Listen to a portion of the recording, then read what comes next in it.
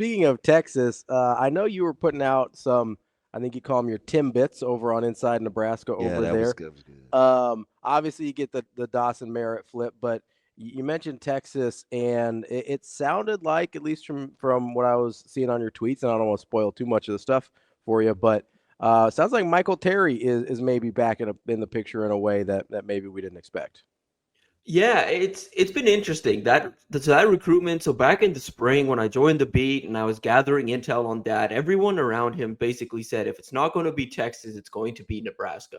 Mm, Essentially, the one thing Nebraska has to do is convince him to uh, basically shed the team that he grew up rooting for, and overcome the proximity and show him they have a plan like Texas does, because Texas had a plan for him. Texas is a team that's in contention this year and is expected to be in contention throughout his college career. And Nebraska's basically just had to match that. And they've checked a lot of boxes. And ultimately, it comes down to the heart. And you heard it with Dylan Raiola last year when he flipped. It was like, hey, at the end of the day, it was my heart. It's where my heart wanted to be. Dawson Merritt, when he flipped, it's where his heart wanted to be. I think if you ask Michael Terry and you ask the people around Michael Terry where his heart's at, I think his heart's having a hard time saying no to Nebraska. And that's mm, been the case for a couple of months now. mm. Ultimately, what happened is over the summer, Texas upped the push to the point where everyone felt, hey, there's no way anyone's beating Texas at this point. And most people thought this recruitment would be done in the summer. I myself included was like, okay, well, I think he's going to make a decision and then go into his season. That didn't happen. And if he had made that decision over the summer, it would have been Texas. And he's continued to prolong this recruitment. Many people on the Texas side of things felt, okay, he's visiting for the Texas Georgia game, and that's the only visit he's got left. Once that happens, he's probably going to shut things down after that. That also has not happened. He's still keeping things open, and now that's given Nebraska this opportunity to continue chipping away. They were back down there last week. And now it's to a point where it's like, okay, we're heading into the final stretch here, and Nebraska's basically pulling even. Like the one thing left with a lot of these guys beyond Michael Terry, really the only box that's left to check is winning. Like win one or two more games, you're very much in that mix. But I think at this point, Nebraska's given him every reason to join. The only thing left is like, can they prove that they're going to contend to the same level that Texas could over the next 3-4 years? TV, how do you think Nebraska's been able to maintain such momentum when, I mean, we basically talk every other day about how close the sky is to the ground, right? I mean, like, but they just kind of function at a high level doing what they do.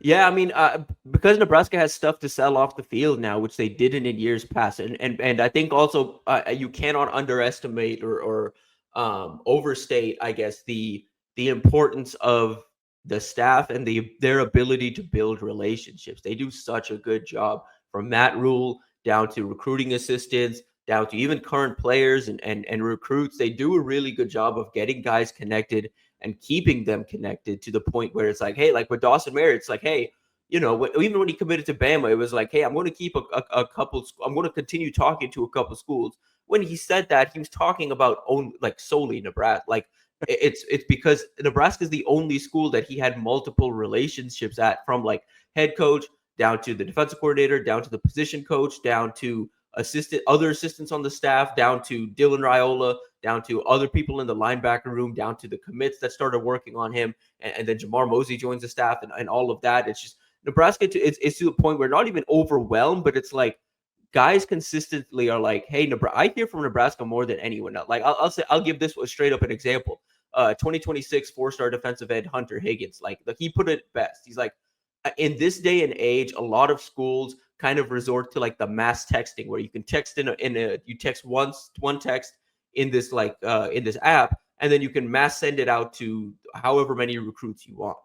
And he's like, well, I get that from a lot of schools, but with Nebraska, I don't get texts, I get calls, and it's practically every single day. So the staff is putting in the work to get to know these kids at a genuine level, so these guys believe, hey, I'm going to be taken care of. And then when they get to Nebraska, Rule himself said the facilities, the strength and conditioning program, the nutrition program, like these guys have reasons to come to Nebraska beyond the football field, where they can kind of look at the results and be like, okay, well, I know I'm still going to get developed at Nebraska, and I can make the NFL from Nebraska, and I can be a part of something. Like I could be a part of turning something around. I think that vision is still being sold really well. At the end of the day, you do eventually these wins do have to come, but Nebraska's got enough working for them outside of the on-field product that they can manage and maintain recruiting momentum. TV, full disclosure, I think our listening audience knows in the summer I usually adopt a coach, and he's kind of my guy. And this year it was a tough choice, but I went with Rob Dvoracek just because, I would tell these stories how I feel like he never really had everybody else's starting. He was always kind of like the polisher, the fixing upper, the making it look better than how you got it kind of guy. And it's just weird how he still continues to kind of fly under the radar as a coach and as a recruiter when his room, I mean, just take a peek, see. That's pretty good, and he seemingly did it overnight. Yeah, it's remarkable, and like that's the thing. Like I saw some talk like from fans a couple weeks ago, like, oh, like Rule just hired some of his buddies. He got guys that are too young. Talking about a couple of guys on staff would mention Dvorak, and I was like, I don't think y'all have been watching the same Rob Dvoracek that I've been watching the last couple of months, because the effort he's putting in on the recruiting trail, the development of John Bullock, like again, beyond anything, take recruiting out of it. The development of John Bullock and Mackay Bear is remarkable. Like Yeah. that happens because of coaching. That happens because a coach believed in those two guys and is getting the best out of those two guys. Like again, when John Bullock, when Nebraska's staff got here, when Dvoracek got here, John Bullock was like the fifth or sixth safety in the rotation, and they just plucked him out of that rotation. They were like, move him to linebacker. Let's see what happens. And now you're seeing what happened. The guy's playing at like an all Big Ten level. Like that's incredible. That's not a thing that happens at other programs. That is not a thing that just happens at a consistent level. Beyond anything, that's something you can point to that development and point to that story and use that on the recruiting trail for the next half decade, and it can work. We're talking with Tim Verghese from Inside Nebraska. Tim mentioned a couple guys, obviously Dawson Merritt with the flip. Mentioned Michael Terry still on the recruiting trail. I know that there's some, information out there in the ether about a couple other guys from this class that still might be on the table or might be looking at flipping. I know last week we talked about Chase Lofton. Is there any other names we should kind of keep an eye out for? Yeah, it is a couple. I mean, one to keep an eye on the receiver side of things. Keep an eye on Jordan Allen. There's people close to him that don't believe he's going to stick with his Louisville commitment, but he did make an OV to Georgia Tech last weekend. I'd say Georgia Tech's a favorite right now. If Nebraska can get him in town for that Wisconsin game, I think they've got a real shot. That's one to keep an eye on. That's obviously he plays at Buford, played with Dylan last year, plays with Dayton this year. That's a big one. Aiden Manate, the safety out of Hawaii. That's a guy the staff loves. Like that's a guy they think is a day one contributor at safety or corner. You go back and watch his film over the last 2 years. He's played St. John Bosco. He's played Mater Dei. He's played Bishop Gorman, and he's held his own. He's not only held his own, he's kind of dominated in coverage. I think his performance against Mater Dei as a junior is one of the better individual game performances I've seen from a DB in a good bit. He's a ball player, and he committed to Cal over Nebraska over the summer. NIL, like Cal made a late NIL surge, but Nebraska stayed consistent. Donovan Raiola went out to Hawaii last week, mainly to see Houston Torres, their 3-star center commit, but also stopped by to see Aiden, and I think those two things have Nebraska trending. People at least close to him don't believe he's going to end up signing with Cal, so I'd keep an eye on Nebraska there as well.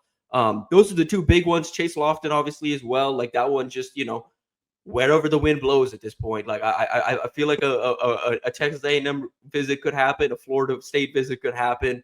Again, that's one where Nebraska. I felt a lot better about Nebraska's chances going into that UCLA game than I did coming out of it, and even to this day, I feel like it's more of an open race than it was leading into that UCLA game. Tim, for Nebraska in terms of like tomorrow, is there anything that you think has to happen or a way that you want it to look that influences recruiting west of the Rockies? Because it's kind of a thing, but it's not really a thing.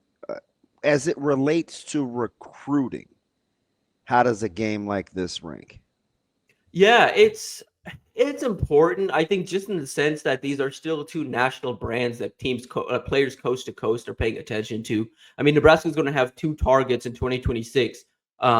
Basically seeing them in person. Brandon Arrington, the four-star athlete out of California, and then Sean Alston, a four-star running back out of Ohio. Both of those guys are going to be on the opposite sideline, obviously coming in to visit USC, but both have Nebraska offers. Both are interested in Nebraska, and a good performance in person, can go a long ways for Nebraska. I mean, I can say this: like when Nebraska went to go play Ohio State, Trey Taylor, 2027 four-star quarterback, was visiting Ohio State at the time. It was his second time seeing Nebraska. He's going to be back next week for the Wisconsin game. But he was impressed with the way Nebraska played against Ohio State. The fact that they held their own and kept that game competitive, that meant a lot to him. And I think the same thing, if Nebraska could do the same thing to USC and even come out with a win, show some offensive improvement, it can go a long way, not with just the guys in the building, but the people that are watching on TV. Because again, like those are two national brands, players coast to coast are going to be watching, even though these are two teams that, aren't necessarily having the best seasons per se. But again, these are recognizable brands. These are brands that, do a good job recruiting. Yeah, I mean, obviously for the West Coast push, I don't think Nebraska's like trying as hard as they used to out West, but it's at the same time, it's hey, you get what you can get. And if you can find ways to convince guys to come out here from California, you take as many of the California kids as you can get. Tim, have you heard at all? I know it's only been, a week and a half, whatever. Have you heard any recruits, commits, anybody talk about the Dana Holgorsen kind of impact on that side of things? I know we're talking about the offense a lot, but I have to imagine, at least for offensive-minded guys, that they're at least thinking about that with Nebraska now in a different way. Yeah, I mean, more than anything, I think everyone just wants to see what it looks like. Like again, like it's like you want to go out there, you want to see, just a better structured offense. And again, I don't know how I don't think we're going to see a brand new offense by any means. I think we're going to see just like better sequencing of plays, better game script, things like that, and a more like I think a conjoined offensive plan. And I think that's what everyone's really looking for. Everyone, I think, is in wait and see mode just to see what this looks like. I think Dana's resume speaks for itself. Some of what he does on and off the field speaks for itself. And so ultimately, I think it's just going to come down to performance. And I wouldn't be surprised, though, like, hey, they have a good performance this weekend. You see recruits buzzing about kind of what Dana can bring and what they can do in Dana's offense. Tim, do you have kind of a feel on what you expect to see? One of my main things or takeaways from this is Nebraska's got to try to make USC one-handed. I don't want them to get, Marks and those guys going on the ground. What you think? Where do you see Nebraska being able to kind of manage the line of scrimmages? Yeah, I mean, offensively, I think there's going to be opportunities to run the ball. Like they're talented up front, but they're smaller.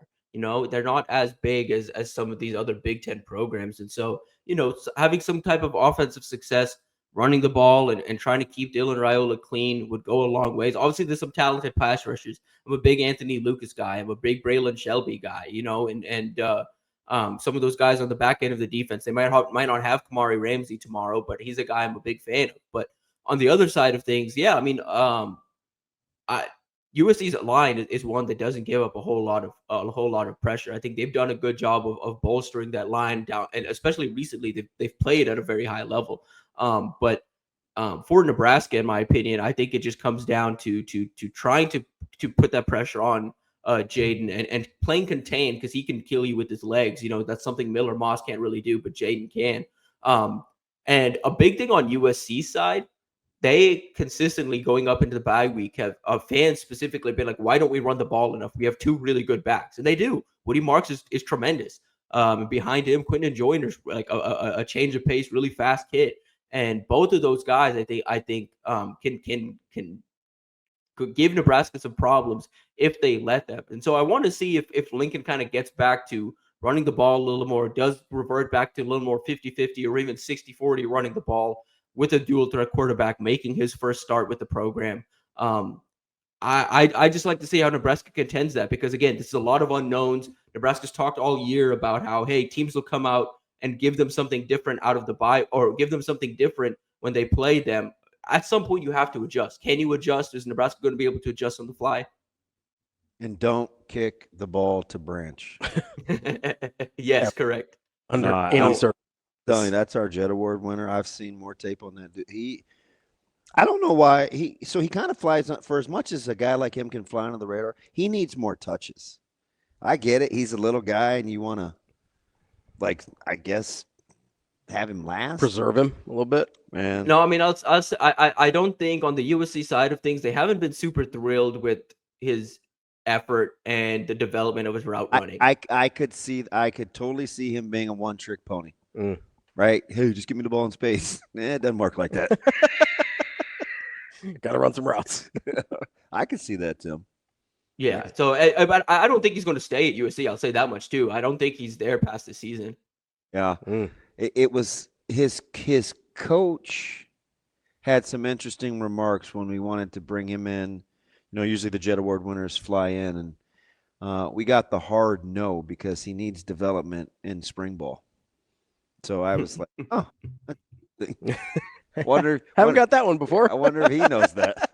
But anyway, Tim, I wanted to ask you about, like, obviously USC struggled in Big Ten play so far, but you look at, like, okay, all of their losses are one-score games. I know that is kind of poison in the ear of Nebraska fans, but have you seen anything consistently from USC? I don't want to say a blueprint or whatever, but have you seen a consistent kind of flaw in their makeup that you think Nebraska can exploit the same way some of these other Big Ten teams have? Yeah, I mean, they're soft and they kind of collapse late in games, they can't put up a fight late in games, and that's Lincoln Riley teams. That's the Lincoln Riley identity, unfortunately. And I thought that would maybe shift a little bit with the new defensive staff, but it's kind of continued, and I think that's where Nebraska wants to be the more physical team. Be the more physical team. You have the opportunity to be that. You want to win the turnover battle. You have that opportunity. This is a team that's going to give you opportunities to win this game, because they are, like, again, I don't think they're the most mentally tough team around, and you see that when they face pressure, when they face adversity, they aren't the toughest team, and that's the formula. I mean, they're very talented. Like, again, don't get me wrong. When you're talking Jimmys and Joes, they've got the Jimmys and Joes in every single department, and it comes down to mentality. It comes down to coaching aggressiveness. And they look disjointed. Yes. It's like and that's what I do wonder about it on the defensive side specifically, where, like, you're seeing it with Nebraska a little bit, where you bring in a new DB's coach, he's got a new identity or a new idea, and sometimes you see the front is a little disjointed from the back. And you go and look at what USC did with their defensive staff. It's a new defensive coordinator. It's a new D-line coach. It's a former head coach now coaching linebackers. It's a former defensive coordinator now coaching the secondary. I kind of wonder a little bit if there are too many cooks in the kitchen on the defensive side of things, where, yeah, you're right. I mean, it looks disjointed on both sides, but defensively, I think the easy answer is because it's four different guys with coordinator/head coach experience that want the opportunity to, like, talk. Hey, how many calls do you think Lynn broke off to Malo over to see what's going on? And it's like, hey, this is your crosstown rival, but you used to work for me. What do you got? Zero blitz, Lynn. Zero blitz. Bad news, bud. We got the air raid now. Good luck. Tim, appreciate the time as always. We'll talk to you again next week. Thanks, Stevie. All right, we talk soon.